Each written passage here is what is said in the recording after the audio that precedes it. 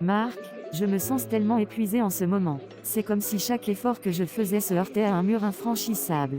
Mes projets ne décollent pas, les dettes s'accumulent de manière inattendue, et je me demande si j'aurai un jour la force de tout surmonter. Je me suis lancé avec tant d'espoir, avec cette conviction que les choses allaient enfin s'aligner, mais la réalité est bien plus complexe et accablante que ce que j'avais imaginé. Chaque jour est un nouveau défi, pour juste trouver la motivation de sortir du lit, et d'affronter les nouvelles du matin. J'ai l'impression de porter un poids invisible, et constant qui me tire vers le bas, et je ne vois pas d'issue claire. Je prie, je cherche, mais le brouillard persiste. Anna, je peux presque sentir la lassitude dans tes mots. Ce sentiment d'être submergé est un fardeau lourd à porter, et beaucoup de gens le ressentent à un moment ou à un autre. C'est précisément dans ces moments d'épuisement, que notre foi est mise à l'épreuve, mais c'est aussi là que la promesse de Dieu prend tout son sens. Souviens-toi de ce que dit le livre de Jacques, chapitre 1, versets 2 à 4. Mes frères, regardez comme un sujet de joie complète les diverses épreuves que vous pouvez rencontrer, sachant que l'épreuve de votre foi produit la persévérance.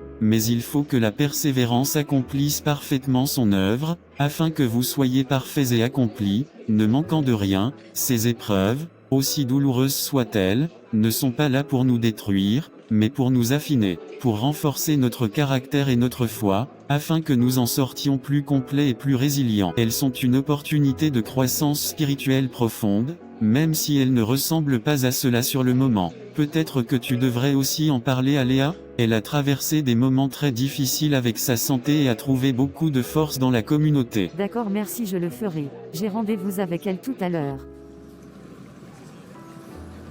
Léa, Marc m'a suggéré de venir te parler. Je me sens tellement seule face à tout ça. J'ai l'impression que personne ne peut vraiment comprendre la profondeur de mon découragement. J'hésite à en parler à tout le monde, de peur d'être jugée ou de devenir un fardeau. Cette solitude me ronge et rend la situation encore plus insupportable. J'essaie de faire bonne figure, mais à l'intérieur, je suis terrifiée et isolée. Je me sens piégée dans mes propres pensées, incapable de m'ouvrir pleinement, même aux personnes qui me sont chères. J'ai l'impression que c'est une bataille que je dois mener seule. Anna, je suis heureuse que tu sois venue. Je comprends tellement ce que tu ressens. Je me souviens de cette période où j'étais au plus bas avec ma santé, où chaque jour était une lutte contre la douleur et l'incertitude. J'avais aussi cette impression, d'être seule au monde avec mes souffrances, que personne ne pouvait véritablement comprendre, la solitude de la maladie. Il y a eu des jours où, je n'avais même pas la force de parler, et je me repliais sur moi-même. Mais c'est là que j'ai appris la valeur immense du soutien. Même si personne ne peut ressentir exactement ce que tu ressens, le simple fait de partager ton fardeau peut alléger une partie de son poids. La Bible nous encourage dans Galates 6, 2, portez les fardeaux les uns des autres, et ainsi vous accomplirez la loi de Christ. Ouvre-toi, même petit à petit, à quelqu'un en qui tu as confiance. Je comprends. Tu serais surprise de voir la force qui peut émerger de cette connexion et de la prière mutuelle. Ne reste pas isolé dans ta douleur, il y a de la force dans la communauté.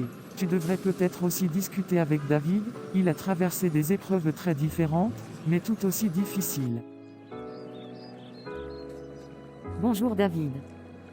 Bonjour Anna, comment tu vas? Ça fait longtemps on ne s'est pas vu. Je ne vais pas bien depuis un moment. C'est dur, vraiment dur. David, Léa m'a dit que tu avais aussi traversé des moments compliqués. J'ai l'impression d'avoir fait tellement d'erreurs, que je ne sais plus par où commencer pour me remettre sur pied. Je me sens coupable de certaines décisions passées, ou de ne pas avoir anticipé certaines difficultés. Cette culpabilité me ronge et m'empêche d'avancer. J'ai l'impression de traîner ce poids du passé, et il est difficile de croire que je mérite de nouvelles opportunités ou que je peux prendre de meilleures décisions à l'avenir. Le regret est un compagnon constant, et il obscurcit ma vision de l'avenir. Anna, je suis content que tu sois venue me voir. Je connais cette sensation de culpabilité qui paralyse. Après mes propres déceptions relationnelles, je me suis longtemps reproché d'avoir fait confiance, d'avoir été naïf, ou de ne pas avoir vu les signes. Je portais ce fardeau, et il m'empêchait d'ouvrir mon cœur à de nouvelles relations, de peur de revivre la même douleur. Mais j'ai appris que pour avancer, il fallait d'abord se pardonner à soi-même, tout comme Dieu nous pardonne. Le livre de 1 Jean, chapitre 1, verset 9 est tellement puissant à cet égard. Si nous confessons nos péchés, il est fidèle et juste pour nous les pardonner, et pour nous purifier de toute iniquité. Si Dieu est prêt à effacer nos fautes quand nous les lui confessons, pourquoi nous accrocherions-nous à celles que lui a déjà libérées? Le pardon de soi n'est pas de l'auto-indulgence, Mais l'acceptation de la grâce divine est un pas essentiel vers la liberté émotionnelle. C'est en lâchant ce qui est derrière que tu peux saisir ce qui est devant toi. Si tu cherches de la sagesse et de l'orientation, je te suggérerais de parler à Pasteur Élise. Maintenant que tu as exploré ces pistes avec nous, je crois que tu es prête pour une conversation plus profonde avec quelqu'un qui peut t'offrir une guidance spirituelle complète. Elle a toujours de bons conseils. D'accord? Peux-tu m'aider à entrer en contact avec elle? Oui, bien sûr, je l'appelle. Allô, Pasteur Élise. Allô David, comment tu vas? Je vais bien, Pasteur, et toi? Je vais bien. J'ai une amie qui traverse des moments difficiles en ce moment. Elle a besoin de discuter avec toi. D'accord David, elle peut passer me voir, ce soir. Je serai à la maison. D'accord, super.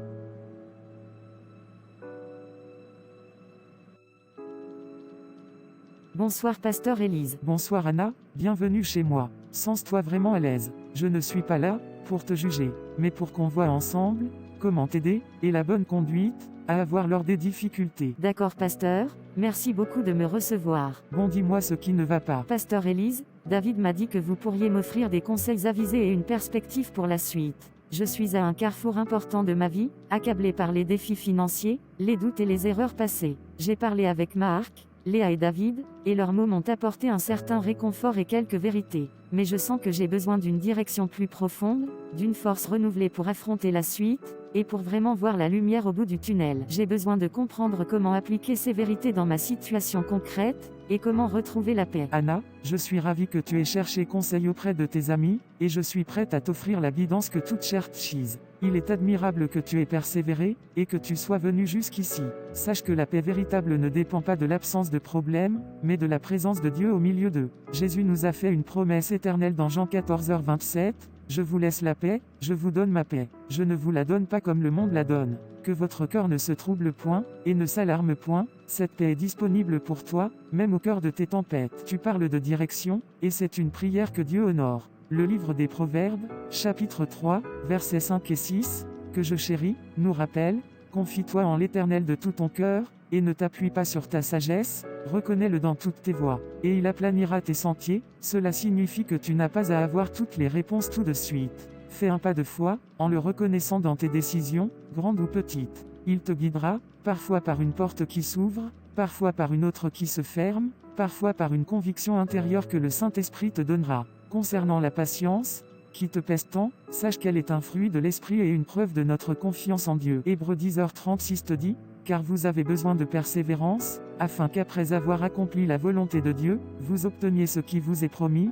Ne vois pas l'attente comme un vide, mais comme un temps de préparation divine. Dieu travaille, même quand tu ne le vois pas. » Et pour finir, Anna, souviens-toi de la promesse puissante de Jérémie 29, 11, « Car je connais les projets que j'ai formés sur vous, dit l'Éternel, projets de paix et non de malheur, afin de vous donner un avenir et de l'espérance. » Tes épreuves actuelles ne sont pas la fin de ton histoire. Dieu a un plan merveilleux pour ta vie, un avenir rempli d'espérance et de paix. Accroche-toi à cette promesse. Chaque matin, ses compassions se renouvellent, comme le dit Lamentation 3h22-23. Lève-toi chaque jour avec cette vérité dans ton cœur. Tu es aimé, tu es soutenu, et ton avenir est entre les mains de celui qui ne manque jamais à ses promesses. N'aie pas peur d'avancer avec foi, un pas à la fois. La victoire est déjà assurée. Je vous remercie infiniment, Pasteur. Vos paroles sont un baume pour mon âme. J'avais l'impression d'être dans une impasse totale, de ne pas voir comment m'en sortir.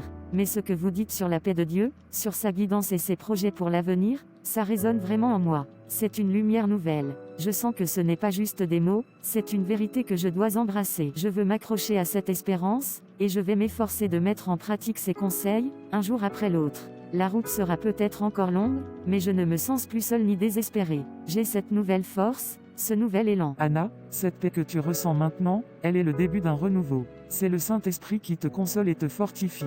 Maintenant, si tu le permets, j'aimerais prier avec toi. Nous allons présenter toutes tes préoccupations à notre Père Céleste, et lui demander de sceller ses vérités dans ton cœur, et de te guider concrètement dans toutes tes voies. La prière est notre ligne directe avec lui, notre refuge et notre force. Elle est l'expression de notre foi et l'ouverture à sa puissance transformatrice. D'accord, Pasteur, prions.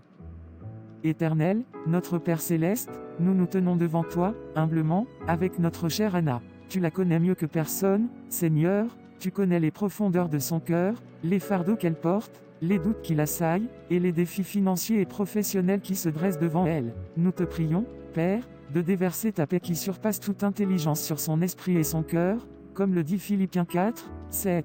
Que cette paix divine chasse toute anxiété, toute peur, et toute incertitude qui l'ont tourmenté. Nous te demandons, Seigneur, de lui accorder une sagesse divine pour chaque décision qu'elle aura à prendre. Guide ses pas, ô accent circonflexe Dieu, comme tu le fais pour ceux qui se confient en toi. Montre-lui la voie, aplanis ses sentiers, et ouvre les portes que toi seul peux ouvrir, celles qui sont conformes à ta parfaite volonté pour sa vie. Qu'elle puisse discerner clairement ta direction à chaque étape. Fortifie-la, Père, dans sa persévérance. Renouvelle ses forces comme celles de l'aigle, afin qu'elle puisse courir sans se lasser et marcher sans se fatiguer, selon ta promesse en Ésaïe 40, 31. Qu'elle se souvienne que tu es son rocher, son refuge, et que rien ne pourra la séparer de ton amour, comme nous l'enseigne Romains 8h38-39.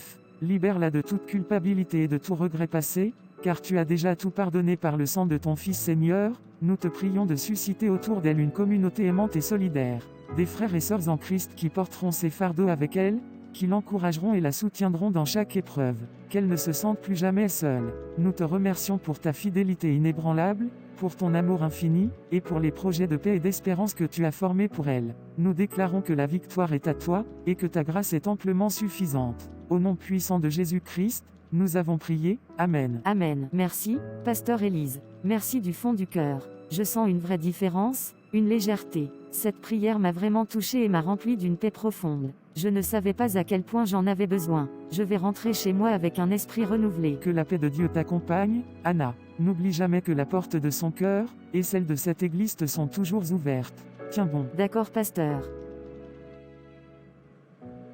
Je suis enfin rentré. L'air semble différent, plus léger, depuis ma conversation avec la pasteur Élise. Ses mots, sa prière, tout a résonné si fort en moi. C'est étrange comme une conversation peut transformer une journée entière, une perspective entière. Mais il ne s'agit pas seulement de la conversation, n'est-ce pas? Il s'agit de la vérité que j'ai entendue, de la présence de Dieu que j'ai ressentie. C'est maintenant à moi de m'approprier ces vérités, de les laisser s'enraciner profondément. Je dois continuer à prier, à chercher sa face. C'est mon tour, maintenant, de lui parler directement, de déverser mon cœur devant lui, comme elle l'a fait pour moi. Seigneur, mon Dieu, je suis ici devant toi. Mon cœur est rempli de gratitude pour cette paix que tu m'as donnée par l'intermédiaire de la pasteur Élise. Je te remercie pour tes promesses, pour ton plan pour ma vie, un plan de paix et non de malheur. Pardon, Seigneur, pour mes doutes, pour les moments où j'ai laissé le découragement prendre le dessus. Pardon pour ne pas t'avoir fait pleinement confiance dans toutes mes voies. Je te confie toutes mes difficultés financières, mes projets qui stagnent,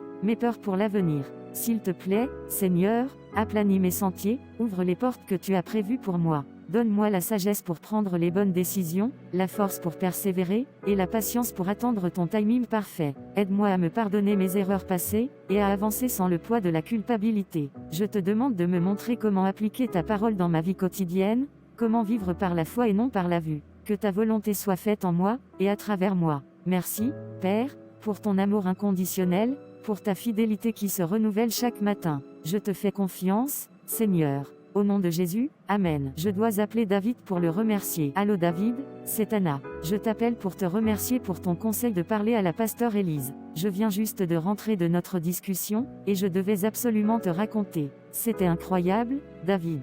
Tellement plus que ça quoi je m'attendais. Je suis tellement contente de t'avoir écouté. Anna, c'est super d'avoir de tes nouvelles. Je suis ravie de savoir que ça s'est bien passé. Je me doutais qu'elle serait la bonne personne pour toi. Alors, dis-moi tout.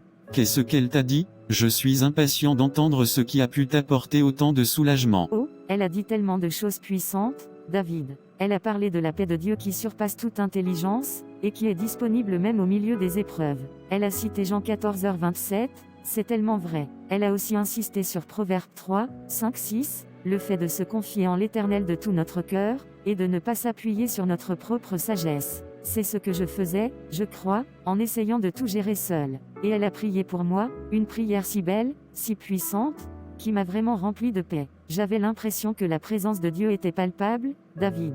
J'ai senti mes fardeaux s'alléger. Elle m'a rappelé Jérémie 29, 11, que Dieu a des projets de paix et d'espérance pour moi. C'est comme si un brouillard s'était dissipé, et je vois maintenant les choses sous un angle complètement différent. Je me suis sentie tellement comprise et fortifiée. C'est absolument merveilleux, Anna. Je savais que tu trouverais ce dont tu avais besoin auprès d'elle. C'est exactement ce que nous, tes amis, voulions pour toi. que tu sois ancré dans la vérité de la parole de Dieu et que tu te sentes soutenu. Voir cette transformation dans ta voix me réjouit énormément. C'est la preuve vivante de la fidélité de Dieu et de la puissance de la prière. Je suis vraiment heureux pour toi. Et maintenant, qu'est-ce que tu penses faire de cette nouvelle force et de cette clarté? Je vais continuer à prier, David, beaucoup plus régulièrement. Et je vais méditer sur tous ces versets qu'elle a mentionnés, et que vous avez tout partagé. Je vais aussi chercher à être plus connecté à la communauté, comme Léa l'a suggéré. C'est un processus, je le sais, mais je me sens pleine d'espoir maintenant. Je n'ai plus peur d'avancer. Je voulais te remercier personnellement, David, pour avoir été là, pour avoir écouté, et pour m'avoir orienté vers la pasteur. Ça a fait toute la différence. N'importe quand, Anna. C'est ça, la communauté, on se soutient. Tiens-moi au courant de tes progrès. Je suis sûr que des choses merveilleuses t'attendent. Que Dieu te bénisse. Merci, David. Toi aussi. À bientôt.